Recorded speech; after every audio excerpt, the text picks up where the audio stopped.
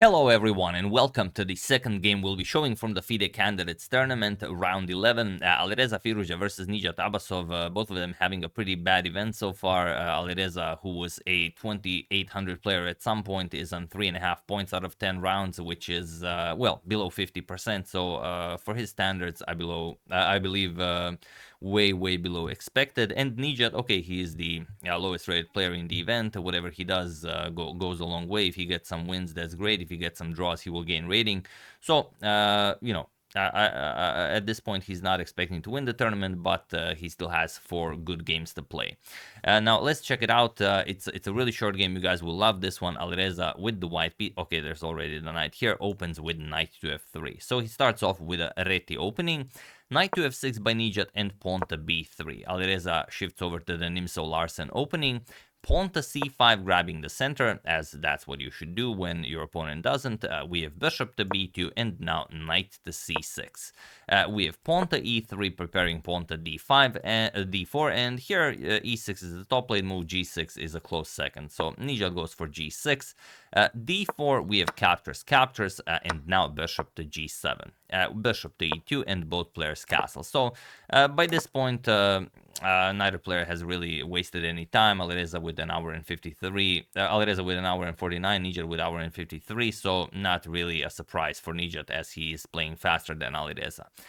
Knight captures on d4, we have bishop captures, and now pawn to d5. So trading off a piece here and grabbing more space in the center with the d5. Both players still have the bishop pair, and yeah, it's a great position for both. So if you play this, you play the long game with white, and it's usually what you will see when one of the players either is stronger or considers himself stronger. He will not go into some variation of the Sicilian where you know all the moves up until move 24, and then if you know how to hold that position, it's very easy to hold. Here, okay, it's equal, but a lot can happen, and it's very unexplored territory. We have knight to d2 by Alireza, and now there is one game where b6 was played in 1999 between two unrated players, but here we have queen to d6 by Nijat. It is the top move, and it is now as of move 10 that we have a completely new game. And okay, we even have a nice photo of this matchup, but there you have it. Nothing out of the ordinary happening. Alireza even less colorful than he used to be throughout the entire tournament. And in that last game he won, he also went, not full color. And since he won, I guess he's thinking maybe we should tone down the colors a little bit. There we have it. France versus Azerbaijan. Let's see how it goes. We have queen to d6 and pawn to c4. Okay, very nicely done, challenging the center here. Rook to d8, nicely aligning the rook with the queen on d1. And Alireza has to make a choice here. Does he just develop with something like knight f3? Does he grab more space? Something like pawn to c5 also could be very interesting. Let's say queen c7, f4. Then let's say a5, stopping b4, and then let's say rook to c1. Later on, you can get some a3, b4 action, and it's a fine position. But Alireza goes for the more forcing c captures on d5 after a 5-minute think. We have queen captures on d5, and now bishop to f3. And this is the problem when you have unexplored territory. There are so many good squares for the queen, and there are some bad squares for the queen. Like, you have to decide, do you go queen to g5, do you go queen to a5, but maybe on a5 you are maybe just waiting for that knight to attack you, then maybe you put the queen on a6. Is a6 really a useful square for the queen? Do you go queen to d6? Again, you are in range of the knight on d2, so maybe it's not the best. Okay, all of these are possible, and all of these are actually good. Nijat goes for queen to f5, which is also fine. Rook to c1, grabbing hold of the other open file on the board, and now knight to e8, offering a trade of dark square bishops, because at this point, of course, Alireza's bishops are much better than Nijat's bishops, and this bishop here can't really be developed as the pawn on b7 would hang. So it makes sense to trade off the strong bishop in the center, but Alireza throws in a rook to c5. And it's not that it's, great or anything. It is a very strong move, but it can be easily parried with a move like queen to e6. A weird move, or you could bring the queen back to d7, e6 is better, and then let's say the bishops get traded off, let's say a check is given, black queen will block, of course Alireza would not want to trade, then you bring the knight to d6 and the game continues, with white still having control over the c file, but Nijat has control over the d file with his rook. So yeah, it would be a fine position to play. However, on move 15, Nijat played pawn to e5, and this already is a move that, believe it or not, loses the game. Or maybe with perfect defense, black miraculously holds. I don't believe it, but yeah, it's just not a good move. And it's not easy to spot why.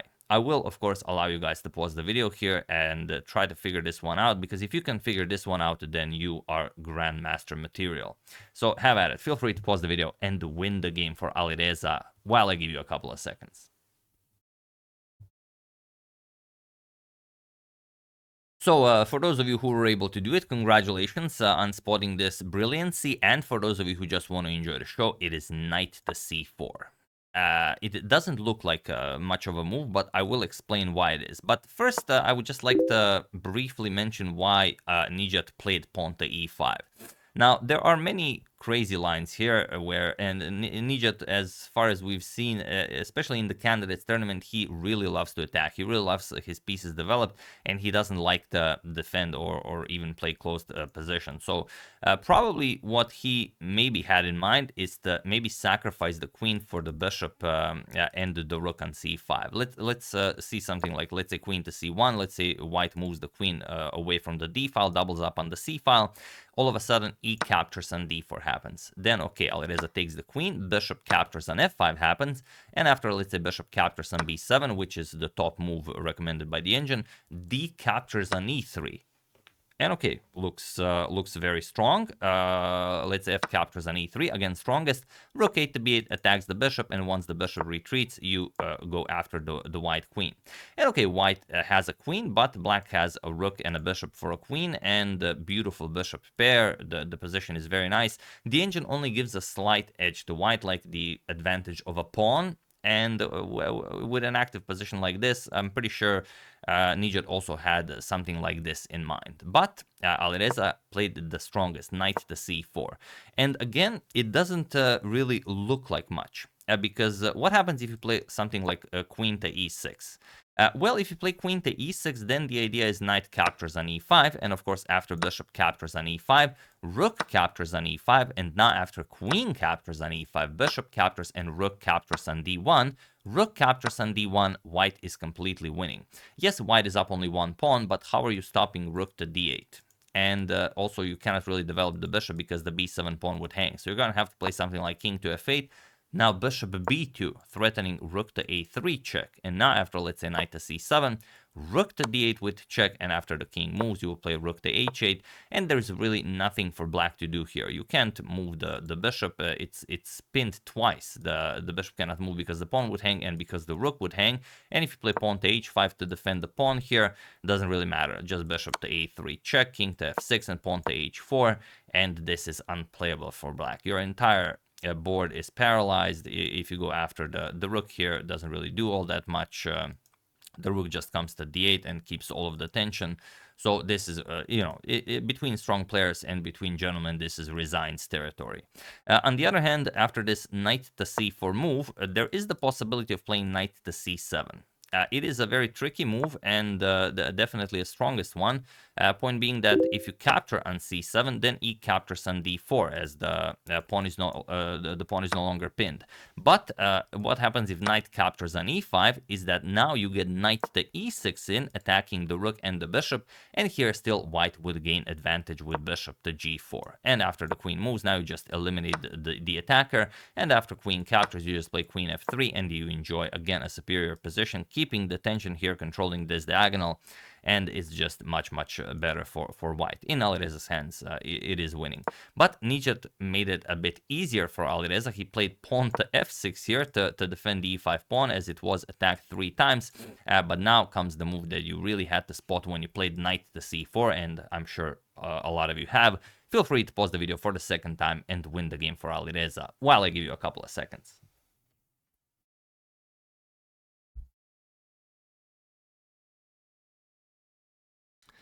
So, for those of you who were able to do it, congratulations on playing Morphe level chess. And for those of you who just want to enjoy the show, it is rook to d5. A disgusting move to find, but when you see it, of course, you immediately believe it and you feel awesome.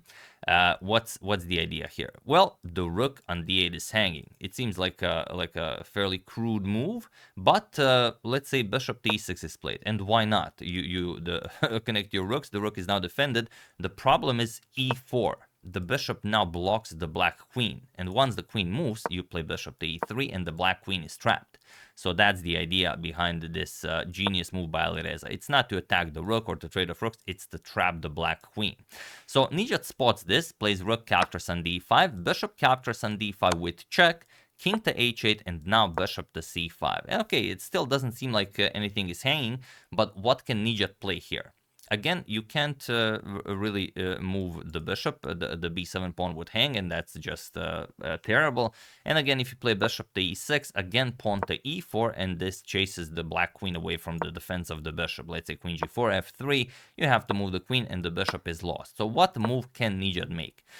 He actually makes the strongest move by the engine, and that is queen to d7, but Alireza now plays, look at this. You might be thinking, okay, black is completely pinned down, we should somehow checkmate the black king, but no, Alireza plays the move of an artist, plays bishop to f3. This is Capablanca chess. This is, the simplest way to glory. Offers a queen trade, and you can't really trade. If you trade here, let's say captures, again, rook to d8 is such a terrible threat. And now, again, it seems like you can play bishop to e6 to connect, to control the back rank with the rook, but now you have to give up the pawn here, and after the rook moves, knight a5 defends the bishop, bishop captures on a7 is coming, you will have to give up the exchange, and you will be down 2 pawns, and in exchange, of course, completely winning for Alireza. So rook to b8 is played, surviving for the moment, but now Alireza just plays bishop captures on a7, rook to a8, and now knight to b6 with an attack on the rook and the queen. So a very nice fork here, forcing the queen trade. Nijat goes for it, queen captures, rook captures, and now Nijat finally plays rook captures on a7, but the d8 square is free for the taking. Alireza plays rook to d8, and he was in this position on move 24 that Nijat Abasov resigned the game, as there is nothing more to be done here. Point is, the knight is hanging and also the bishop is hanging, and if you try to give back only one piece, it doesn't work. You will lose 2 pieces here, because after you move the bishop, rook captures on e8 check, the king has no squares. You have to block with the bishop is taken as well, and after the king moves, you force a rook trade. And now after captures, you are up a full knight. You have 2-1 advantage on the queen side, and this is fairly elementary. You just push, create a passed pawn here, and easily win the game. The a8 square is already covered by the bishop. This is anyone wins this. Another move you might consider is pawn to h5, but again, you will have to give up 2 pieces. Rook captures on e8 with check, king h7, rook captures on c8 with check, and okay, the rook does come to life, but after rook to c1, okay, you can play this endgame if you want, but it's 5 pawns each. Alireza is up a full knight. Of course, Nijat, he's not crazy enough to play this. You've seen after 10 rounds of questionable play by Alireza, no, rather not questionable play, questionable results by Alireza. He was playing good chess. We finally see what Alireza is capable of doing and why Magnus wanted to play him. Because Nijat, although he is the underdog of the tournament, he has played some brilliant games. He does succumb, later on in time pressure and in difficult positions against stronger players, but he did hold Nepo to a draw twice in both halves of the tournament, and Nepo is leading the tournament, so Nijat is very strong here, and taking him down in 24 moves like this, most impressive feat by Alireza Firouzja. And for those of you who haven't seen my previous video, do check it out. It's a grueling win by Nepo over Vidit. That allowed Nepo to take the lead. Nepo is now first with 7 points. Gukesh and Hikaru tied for second with 6.5. Fabiano with 6. Pragnananda with 5.5. Vidit with 5. And Alireza now sort of comes alive with 4.5. Nijat with 3 points. And we still have 3 more rounds to go. So in a very odd turn of events, if all of the players leading lose most of their games and draw, between each other. It is possible that if Alireza wins 3 of his next games with 7.5 to maybe catch up to the leaders, although that's I don't think even Alireza is considering this a possibility.